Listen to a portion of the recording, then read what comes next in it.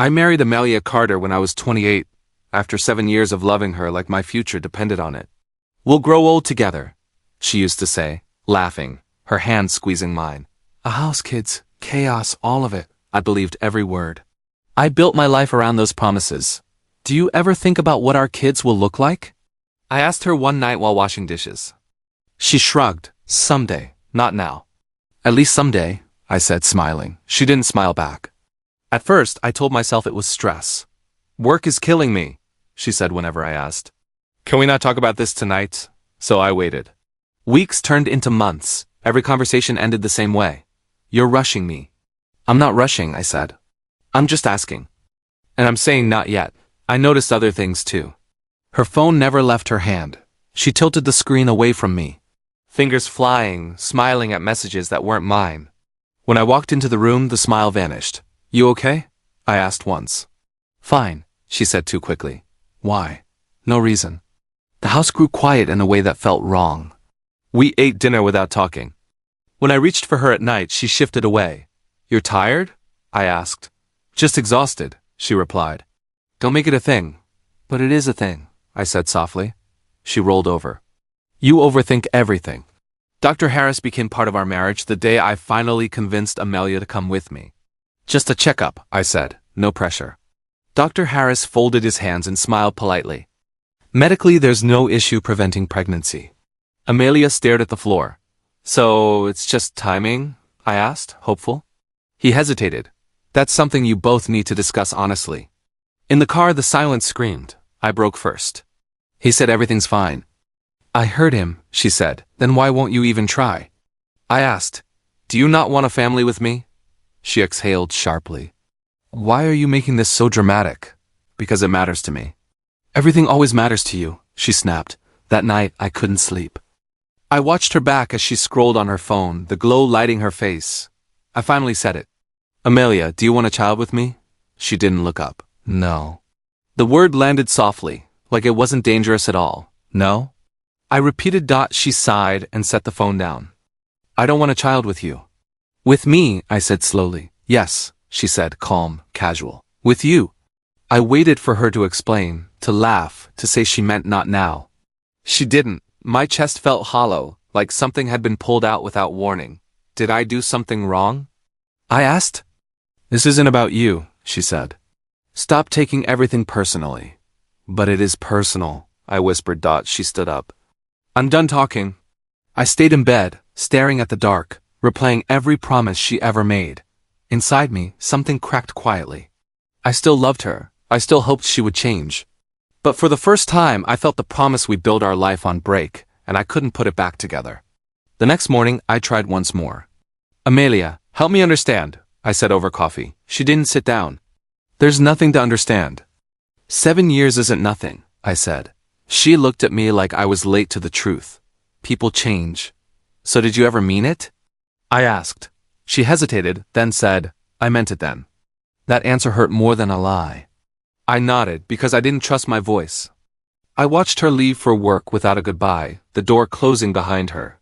I sat there realizing that love doesn't always end with a fight. Sometimes it ends with a sentence said calmly, and silence does the damage. I couldn't let it sit anymore. The words Amelia said kept echoing in my head, sharp and calm, like they were never meant to hurt me. One night I stood in the kitchen and said, I need the truth now.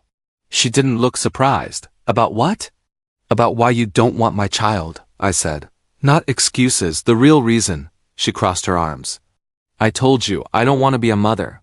That's not true, I said. You don't want to be a mother with me. Her jaw tightened. Fine, she said. I never planned to have your child. The sentence felt rehearsed. Planned? I asked. So you knew all along? She nodded once. Motherhood would trap me. Trap you with who? I asked. Your husband? She looked away. With a life I don't want. But you promised me, I said. You promised us. I promised what I thought I wanted back then, she replied. People change. Her words didn't match her eyes. There was fear there, but also something else. Guilt. That night, we had dinner with her friend Clara. The air felt tight from the moment we sat down. Clara tried to act normal, but she kept glancing at Amelia. So, Clara said suddenly, is Ethan still around? The fork slipped from my hand. Who? Clara froze. I thought you knew. Amelia snapped. Clara, stop. Knew what? I asked, my voice steady but hollow. Clara swallowed. Ethan Moore. He's just an old friend. Amelia's silence told me everything. Old friend, I repeated. How old? She sighed. Before you. How before me? I asked. How many years before me? She didn't answer. Clara stood up quickly. I should go. After the door closed, I said, say his name again. Ethan? She said. Happy? No, I replied. I want the truth. He's nothing, she said. He was part of my past. He's been part of our life, I said. Every trip, every call, every friend. I never questioned. You're imagining things, she said. Am I? I asked. Because he's always been there. She shook her head. I never cheated. You didn't answer fast enough, I said. That's what hurts. Her voice dropped. I didn't sleep with him. But you loved him, I said. She didn't deny it. I sat down slowly. So I was what? I asked. Temporary? She rubbed her temples. You were safe. The word crushed me. Safe isn't loved, I said. You were good to me, she replied. That doesn't mean I owed you a child. I didn't ask for ownership, I said. I asked for a future. She laughed without humor. A future where I disappear into motherhood? With me, I said. With your husband. She stared at me and said, some men aren't meant to be fathers. I felt something die quietly inside me. You mean me? Yes, she said. You. I wanted to scream, but I didn't. I just nodded. I still loved her, and that scared me more than her words. As she walked away, I wondered if I ever truly had a place in her life, or if I was just filling time she never planned to share. I didn't plan the confrontation. It just spilled out of me one night when the silence felt heavier than anger. I need to know, I said. Not half answers, not excuses. Amelia leaned against the counter. Know what? The truth about him, I said. About Ethan. She closed her eyes. I was hoping you'd drop it. I won't, I said. Not anymore. She was quiet for a long time, then said, he was my first love. The words cut deeper than I expected. First love, I repeated. So what was I? She opened her eyes. You were real. Real isn't enough, I said. I never stopped loving him, she admitted. I just stopped choosing him. That doesn't make it better, I said. She looked at me carefully. I couldn't imagine raising a child unless it was his. I felt dizzy. Say that again. She didn't. She didn't have to. So every delay, I said, every excuse, every not now, it was because of him. Yes, she said. I laughed once, sharp and empty. You married me knowing that? I thought it would fade, she replied. I thought loving you would be enough. It wasn't, I said. No, she whispered. There was a knock at the door. Amelia flinched. I opened it before she could stop me. Ethan Moore stood there like he belonged. Tall, confident, wearing a smile that didn't ask permission. Hey, he said. Didn't expect you to answer. I looked at Amelia. You invited him. She didn't deny it. Ethan glanced at me. You must be the husband. I nodded. Temporary, apparently. He smirked. I wouldn't say that. You don't get to say anything, I said. He shrugged. She always comes back to me. Amelia said nothing. So this is what I was up against, I said. Not a fantasy. A backup plan. Ethan stepped closer. You were safe. I was what she wanted. The humiliation burned. Get out, I said. He laughed softly. You don't own her. No, I said. But I did marry her. He turned to Amelia. Call me when you're ready.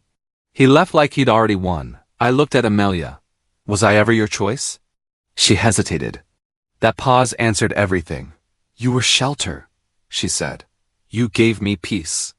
Why you waited, I said. She nodded. I felt small. Smaller than I ever had in my life. I wasn't a husband. I was a place to hide until the man she loved came back. I need air, I said. She reached for me. Don't go like this. How else should I go? I asked. I grabbed my jacket and stepped outside. The night felt cold and unreal. I walked without direction, my thoughts loud and violent. For the first time, revenge crossed my mind, sharp and tempting. It scared me how much it felt like relief. I packed my things slowly while Amelia stood in the doorway, arms folded, watching like she was waiting for silence to finish the job. You don't have to do this, she said, but her voice had no weight.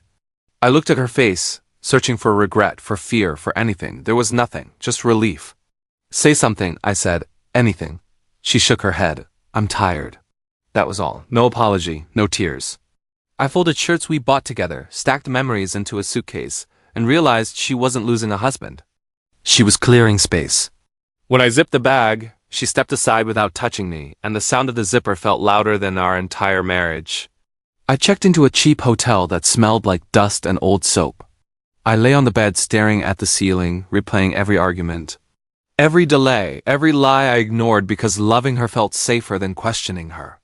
I called Mark Reynolds at 3 in the morning. Tell me I'm not crazy, I said. He didn't hesitate. You were used, he said. She kept you because you were convenient. I wanted to argue. She loved me, I said. Mark sighed. Maybe, he replied, but love doesn't make you feel small. We talked for hours. I didn't sleep. I didn't eat. Every time I closed my eyes, I saw her face when I left, calm and free. So what do I do now? I asked. You breathe, Mark said. And you don't go back. I stared at the cracked wall and whispered, I don't know how to be alone. He answered, You already are. The line stayed with me long after the call ended, heavy and true. By morning, desperation crept in. I picked up my phone, thumb hovering over Amelia's name. Just go back, a voice inside me whispered. Beg if you have to.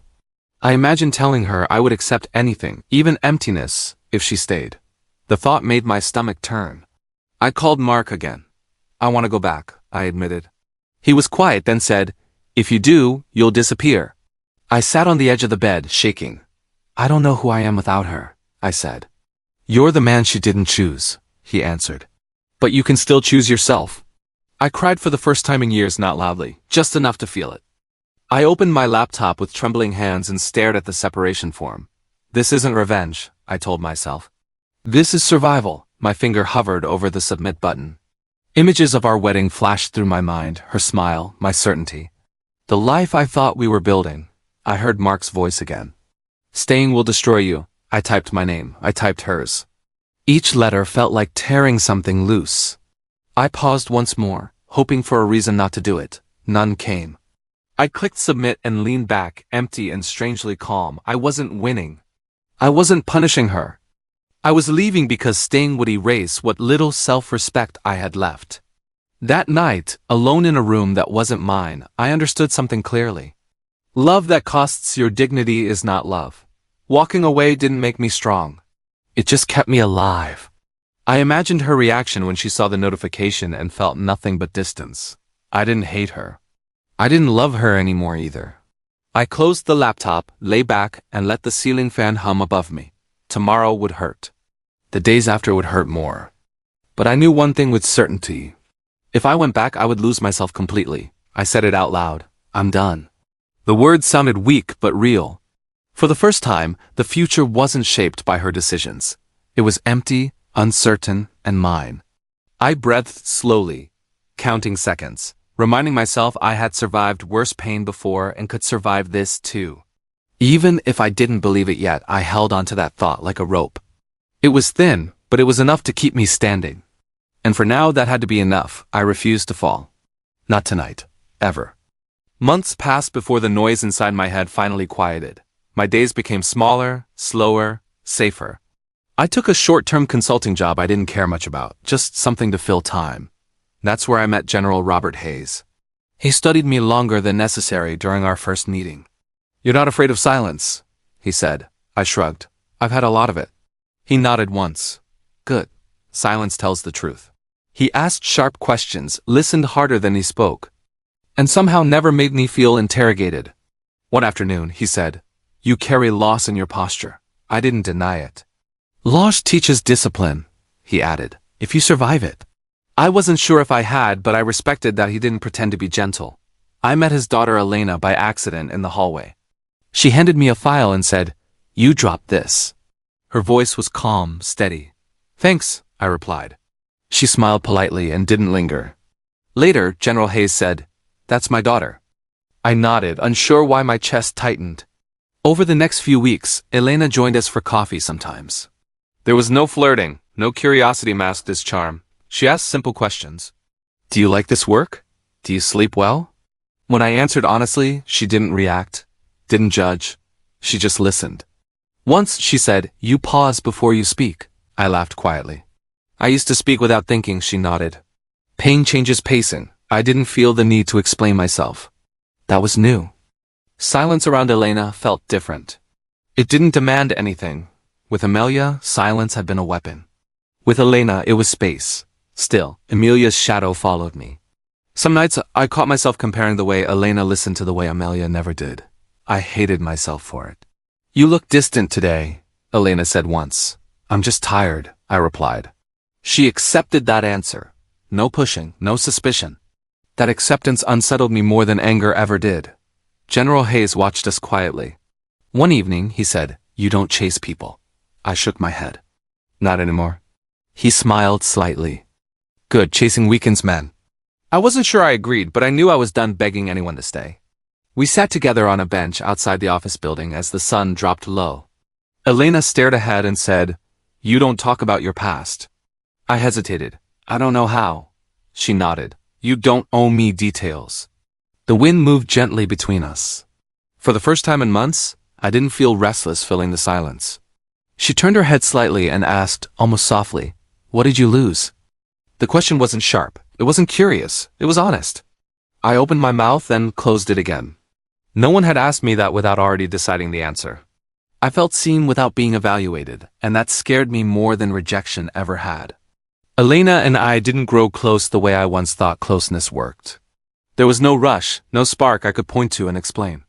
It happened in conversations that lasted too long and silences that didn't need fixing. One afternoon, she said, "You always apologize when you talk about yourself." I frowned. Do I? She nodded. Like your pain needs permission. I laughed softly. I was told caring too much was a flaw. She looked at me and said, "Caring without boundaries is the flaw. Caring itself isn't." The words sat with me. When I blamed myself for my marriage, she stopped me. "You didn't fail because you wanted a family," she said. "You failed because you stayed where you weren't chosen." I wanted to argue, but I couldn't. She wasn't cruel, she was clear. That clarity felt unfamiliar and uncomfortable. Her mother, Mrs. Hayes, noticed everything without saying much. She would bring tea, sit nearby, and listen. One evening she said, "You don't speak when you're hurting." I smiled politely. "I try not to burden people." She shook her head. "Pain doesn't disappear when you carry it quietly." Then she left us alone. Elena watched me closely. "She likes you," she said. "She doesn't like easily," I shrugged. "I'm not trying to impress anyone," Elena smiled. "That's why she likes you." We talked about small things. Books, work, childhood memories that didn't hurt. When I pulled back emotionally, Elena noticed. "You disappear mid-thought," she said once. "Where do you go?" I hesitated.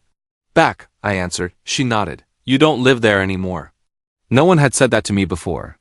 One evening, as we walked slowly through the garden, Elena said, "I want children someday." I stopped. She noticed immediately. "Not now," she added. "Not because I'm afraid, just because I believe in timing." I swallowed. "You say that like it's simple."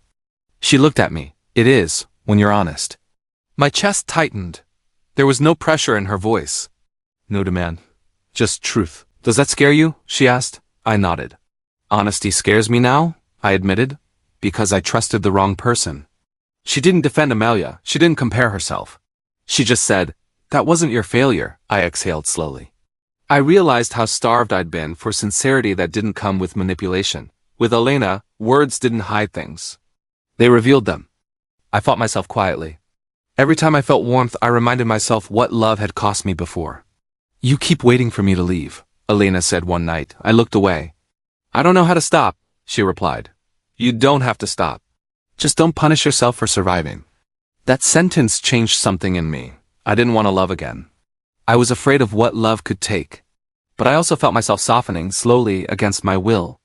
Amelia's face began to fade from my daily thoughts. Not erased, just distant. I imagined a future that didn't include her, and for the first time it didn't feel like loss. It felt like space. Elena walked beside me without trying to fill it. And somehow, that made me believe I might not be broken after all. Amelia called me after months of silence. "Can we talk?" she asked. her voice soft in a way it hadn't been for years. I agreed to meet her in a quiet cafe. She arrived early, hands folded, eyes restless. "Ethan left," she said before I could speak. "He said he wasn't ready," I nodded once. "I'm sorry," I replied and meant it. She leaned forward. "I made mistakes," she said. The word mistakes felt too small. "I was confused," she added. "I didn't know what I wanted." I looked at her and realized I wasn't angry. I wasn't hopeful either. "I knew what I wanted," I said calmly. "You just didn't want it with me." She flinched but didn't argue. That told me everything. She kept talking, filling the space. "I think about you a lot," she said. "I wonder if we could have fixed things." I sipped my coffee. "You're wondering now because you lost control," I said. Her eyes widened. "That's not fair," she replied quickly. "I lost everything," I shook my head. "You lost the version of me that waited." She went quiet. "The papers came today," I said, pulling the envelope from my bag. Her hand trembled as she touched it. "So it's final," she whispered. "Yes," I said. She studied my face like she was searching for grief. Finding none unsettled her more than anger ever could. She glanced toward the window, then back at me. "Are you seeing someone?" she asked, trying to sound casual. I didn't answer right away. "Why does it matter?" I asked. Her jaw tightened. "I just want to know." I met her eyes. "Her name is Elena." The name landed hard. "Elena," she repeated. "The general's daughter?" I nodded. Jealousy slipped into her voice. "Is she better than me?" I smiled faintly. "She's different," I said. "She listens." Amelia looked down. "I could have listened," she said quietly. "You didn't," I replied. "And now it's too late." There was no cruelty in my tone, just truth. She reached for my hand, then stopped herself. "I didn't think you'd move on so easily," she said. I leaned back. "I didn't move on easily," I said. "I moved on honestly." Tears filled her eyes, but they didn't move me. "Do you ever miss me?" she asked. I considered the question. "I miss who I thought you were," I answered, "not who you chose to be." The silence stretched. For the first time, she looked small. "I never thought you'd leave for good," she said. I nodded. "That was your mistake." I stood up, placed a few bills on the table, and picked up the envelope. "Take care of yourself," I said. She whispered my name, but I was already walking away. I didn't feel victorious. I felt finished. And for the first time, that was enough. I didn't hear about Amelia's life falling apart all at once. It came to me in pieces, through accidental conversations and late-night messages she pretended were casual. "Did you know Ethan's engaged?" she asked one evening like it was trivia. I stared at the screen before replying.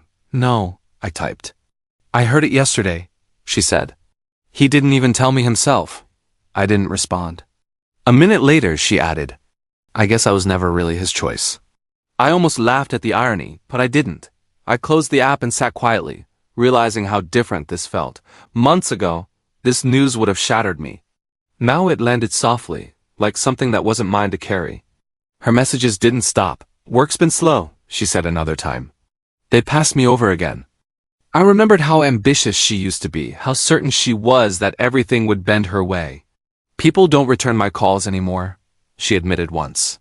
"It's like everyone disappeared," I typed. "I'm sorry you're going through that." She replied, "I deserve it, don't I?" I stared at that sentence for a long time. "I don't believe in deserving pain," I finally wrote. "But I don't believe in fixing what I didn't break either." She didn't answer after that. I felt no satisfaction.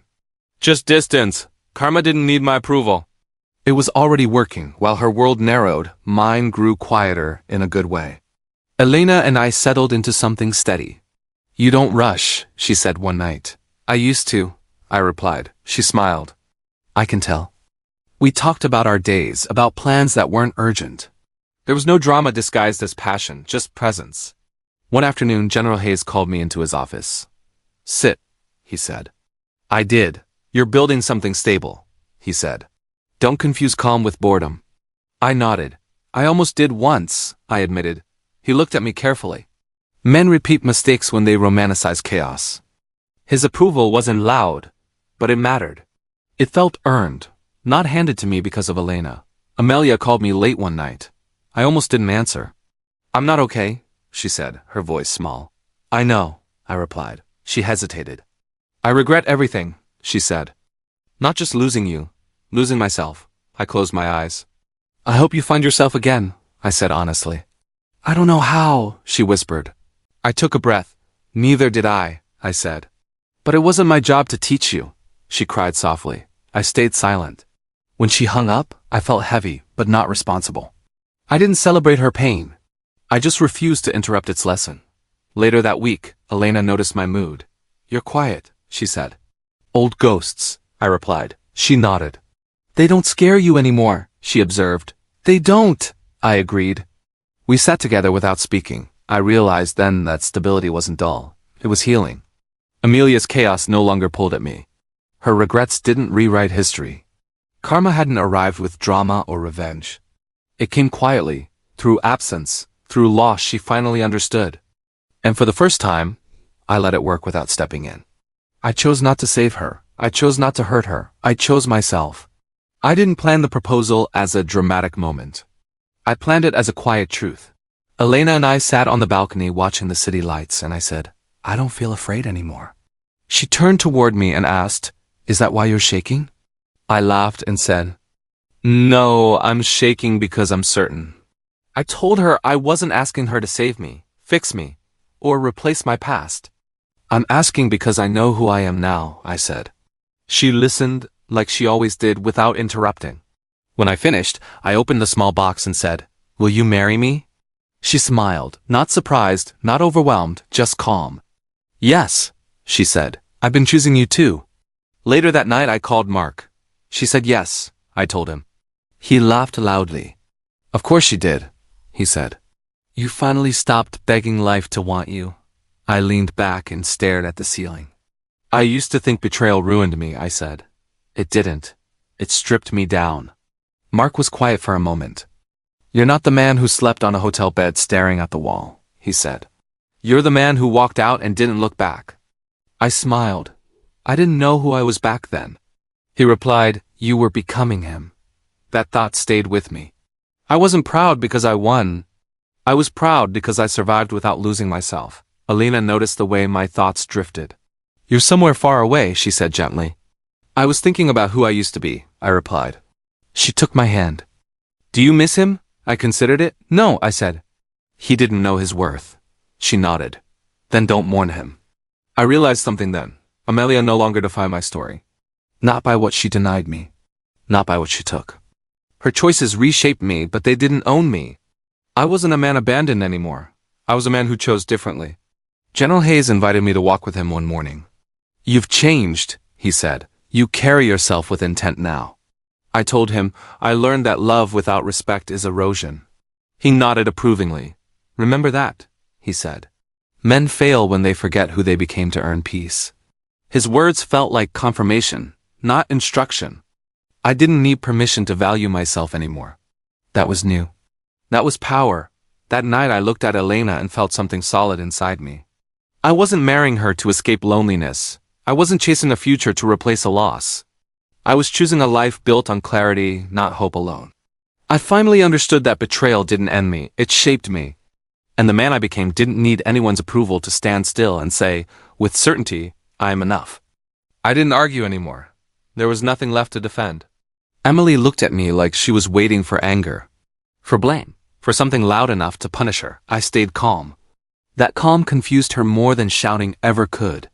So this is goodbye, she said. I nodded once. This is me moving forward, I replied. My voice didn't shake, and that surprised both of us. She took a deep breath and said my name softly, like it still belonged to her. I can fix this, she said. I know what I lost now. I listened without reacting. Knowing isn't the same as choosing, I said. She flinched. I'm choosing you, she insisted. I shook my head slowly. You're choosing relief, I answered, and I can't be that for you anymore. She started crying again, quieter this time. I don't want to lose you, she said. I felt the truth settle gently instead of cutting me open. You already did, I replied. She covered her face. I didn't know it would hurt like this. I leaned back. I did, I said. I lived it. The table between us felt wider than distance, filled with years that couldn't be crossed. I wasn't proud. I wasn't cruel. I was done. I don't hate you, I told her. I just don't belong in that chapter anymore. She looked up, eyes swollen. So what am I supposed to do now? She asked. I answered honestly. The same thing I did, I said. Live with the choice and keep going. She nodded slowly, like each word weighed something inside her. You're really leaving, she said. I already left, I replied. This is just me not coming back. Her shoulders sagged. I thought love would save me, she whispered. I stood up. Love isn't a rescue plan, I said. It's a decision you make every day, especially when it's uncomfortable. For a moment, neither of us moved. Then she said, will you ever regret this? I thought about my empty apartment years ago, about rebuilding myself without her voice guiding me. No, I said. I regret staying small for someone else's fear. She pressed her lips together. I wish I met this version of you, she said. I answered, you did. You just didn't want him then. That landed hard. She stood up slowly, steadying herself. I won't ask again, she said. I nodded. Thank you, I replied. We walked toward the door together, then stopped. She looked at me one last time. I hope you're happy, she said. I meant it when I answered, I'm choosing peace. Saying it out loud made it real, like a door finally closing behind me. Outside, the air felt lighter than I expected. I didn't feel victorious. I felt free. Walking away wasn't revenge built from anger. It was the result of growth she couldn't reach anymore. She lost me without cruelty, without insults, without raised voices. She lost me because she chose a different life. I chose mine now without carrying her mistakes as my burden anymore. I walked down the street alone and felt steady. My phone stayed silent, and for once that felt right. The past didn't chase me anymore. I didn't owe it explanations. Every step forward felt intentional. I wasn't running. I wasn't hiding. I was choosing a future built on what I survived, not what I lost. That choice felt stronger than pain ever did. I understood then that revenge didn't need action. Silence was enough. Growth was enough. Walking away was my answer to everything she broke without meaning to. I chose my future over reopening wounds. I chose calm over chaos. I chose myself without apology. And as I disappeared into the night, I knew the chapter was closed. Not with anger, but with clarity that would carry me forward. I didn't look back. I didn't need closure beyond my own resolve. The future waited quietly, open and honest. I stepped toward it without fear, carrying lessons instead of regret, and knowing that choosing myself was the only ending that ever made sense. That truth stayed with me as I walked on, lighter, certain, and finally free at last now. Sophia and I sat across from each other with untouched coffee between us. She broke the silence first. You look lighter, she said. I smiled. I finally am. She waited, giving me space instead of questions. That made it easier to speak. I ended something, I said. Something old. She nodded. Do you want to talk about it? I took a breath. I do. She leaned back and listened. Not reaching for her phone, not interrupting, just present. That alone felt different. I told her about Emily. I told her about the cafe, the silence, the years it took to stand again. I didn't hide the ugly parts. I wasn't strong back then, I said. Sophia shook her head gently. You survived, she replied. That's strength too. Her words didn't rush to fix me. They acknowledged what already happened. I felt understood without being rescued. That mattered more than sympathy ever could. She asked, what do you want now? I thought for a moment. Peace, I said. Consistency, she smiled. That sounds realistic. I laughed quietly. I'm done with dramatic. She raised her cup.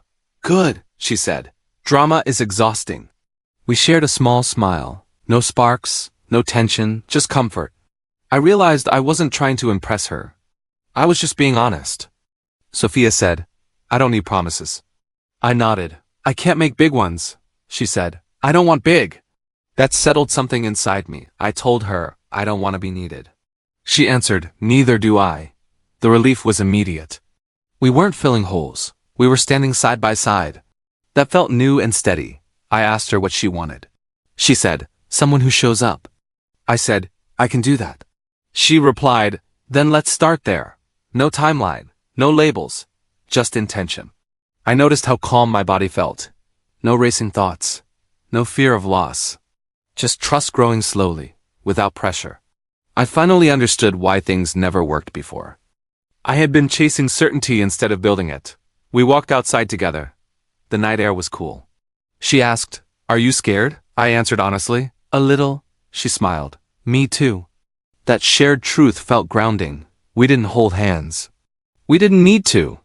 Respect filled the space where desperation used to live.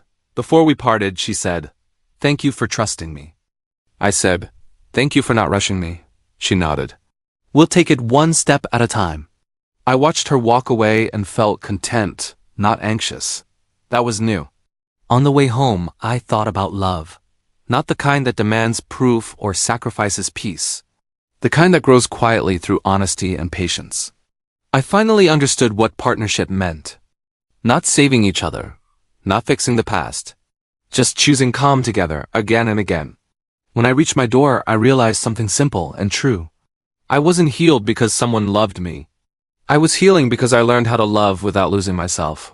That realization stayed with me, steady and warm, as I stepped into a future that felt safe enough to build slowly. I used to think winning meant watching someone else lose. Movies taught me that. Pain taught me something different. I didn't ruin Emily's life. I didn't need to.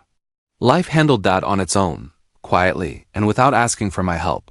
One evening, Sophia asked, "Do you feel like you got justice?" I thought about it. "I feel like I got peace," I said. She nodded. "That sounds better." It was. Revenge would have kept me tied to the past. Peace let me leave it behind. Jake called a few days later. "You ever think about how different things could have been?" he asked. I said, "Sometimes." He waited. "Do you regret not fighting harder?" I shook my head even though he couldn't see me. "I fought," I said. "Just not the way you expected?" He laughed softly. "You always were stubborn." I smiled. I learned when to stop bleeding for someone else. That ended the question between us.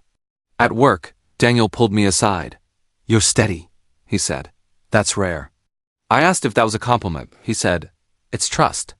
I took it seriously. Trust meant consistency. It meant showing up whole instead of hungry for approval.